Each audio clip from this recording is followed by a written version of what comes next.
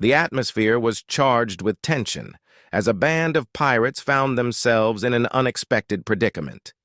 With their indomitable captain absent and his two most fearsome lieutenants nursing their wounds, Kabaji pedaled fiercely on his unicycle, trying to conceal his pain. As the eccentric performer rode, he carried Buggy's dismembered body parts discreetly behind his back. Close on Kabaji's heels, Moji held Richie, as they also gave chase to the crowd. However, Shushu nipped at the beast tamer's rear, with his teeth digging into his green fabric. Moji's yells of both frustration and pain as they both ran from the chaotic scene. The pirate trio raced through the narrow, cobbled streets, jostling and weaving as the crowd around them grew increasingly hostile.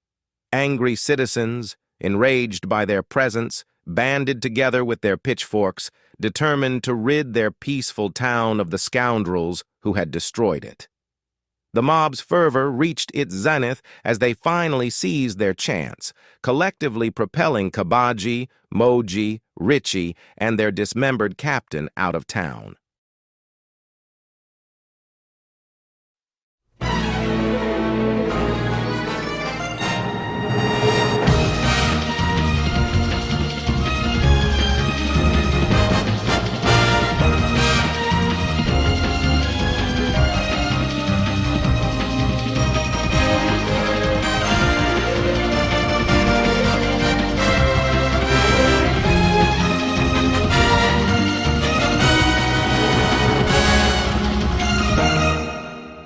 One Piece. Story was made by Eiichiro Oda. Chapter 36. Hunted. In the heart of the dense forest, the Usopp pirates hurriedly led Kaya deeper into the shadows of towering trees. Pimon's voice trembled as he questioned the others. "Is the hypnotist still after us?" "No, I don't see him. Maybe we've lost him," his companion replied. "He must be dreaming if he thinks he can catch us in this forest." Looking up at Kaya, Tamanegi reassured her. "Don't worry, Kaya. We'll protect you." Piemon joined in. "That's right. In the name of the Usopp pirate group." Kaya, still trembling, held her beating chest and softly agreed. "Yes. Thank you." Just as a false sense of security settled over them, Django's menacing ring came hurtling through the trees nearby. It missed them by a hair's breadth, however. It was perfectly cut down to the ground with ease. "What?" they exclaimed in unison. "Not here." In the distance, Django played with his weapons as his voice echoed, "Brats! Where are you?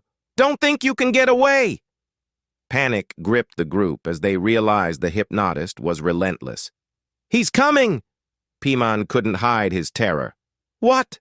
I thought he was just a normal hypnotist." Holding his hat, Django said to himself, declaring, "If that's the case, I'll just have to clear the whole damn forest." Back at the coastline, the commotion had not gone unnoticed. "What was that noise?" Usopp questioned. In a cold voice, Kuro spoke out.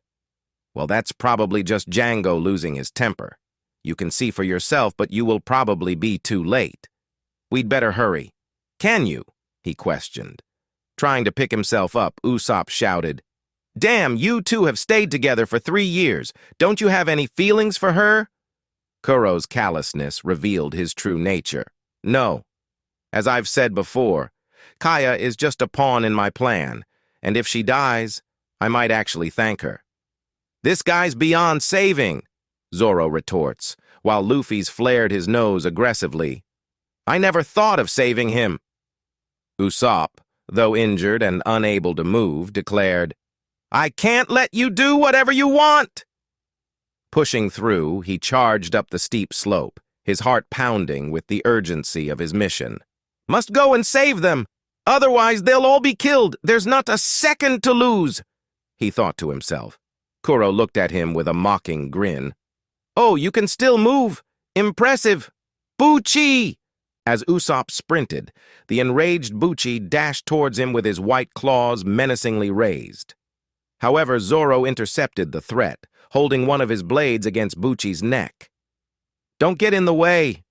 We're in a hurry," Zoro warned, forcing Bucci to the ground with his second sword in a chokehold. "You've messed around enough. I won't kill you if you just lie down quietly." Trying his best, he suddenly crumpled to the ground.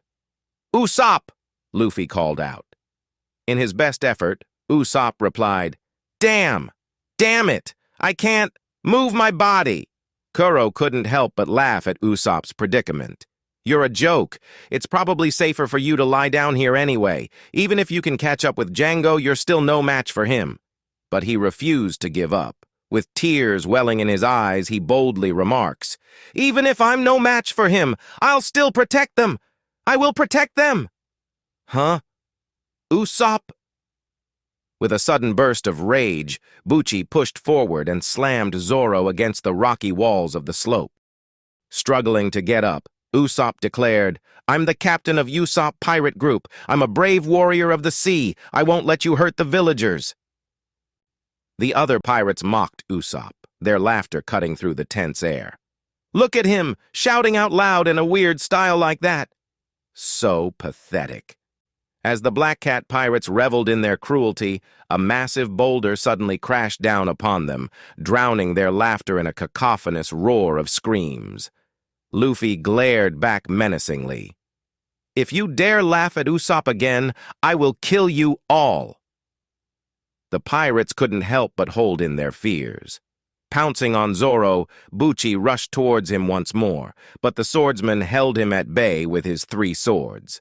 "Hey, Neko Bucci, you moron! I thought I already warned you, don't get in the way," Zoro declared. "Out of the way!" Seeing the opportunity, the swordsman cuts him down in an instant, piercing deeply across his chest.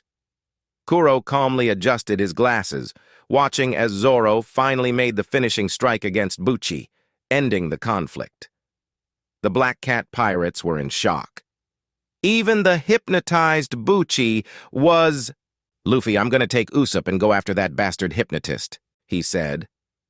As he sheathed his swords back, he picked up Usopp across his shoulder as he questions, "Do you have any problem with that?"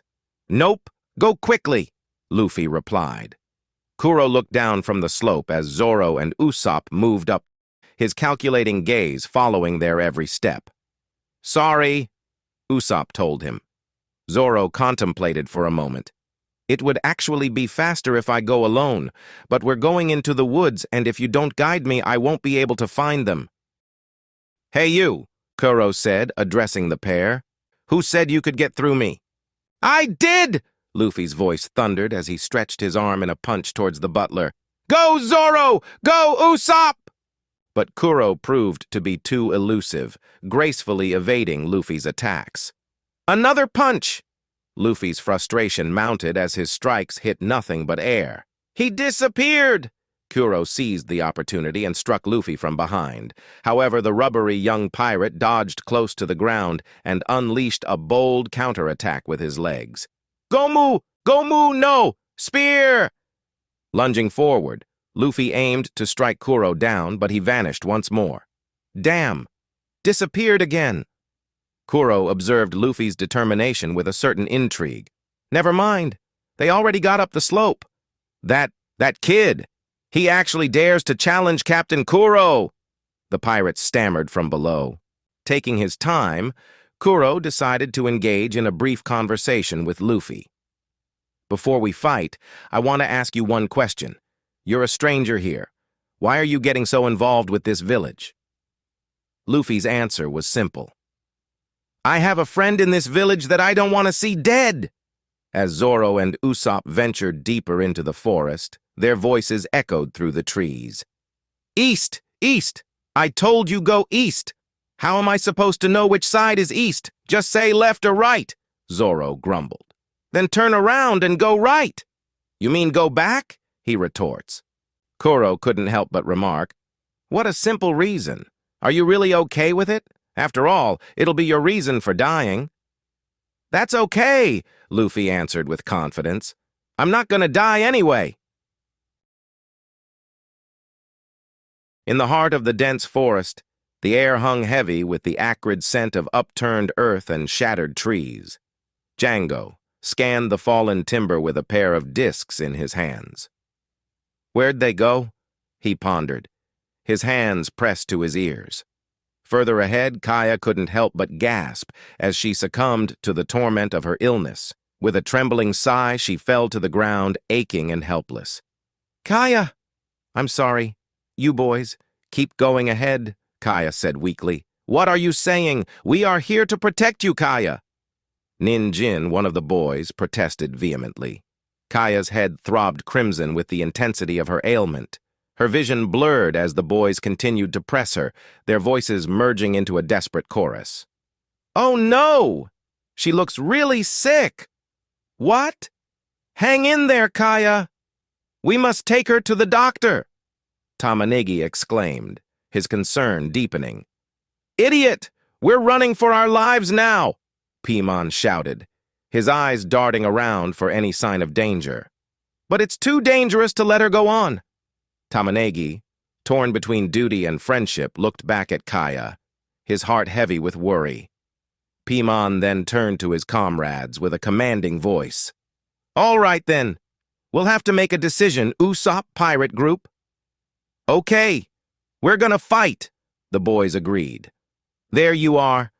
Django's voice cut through the tension like a blade.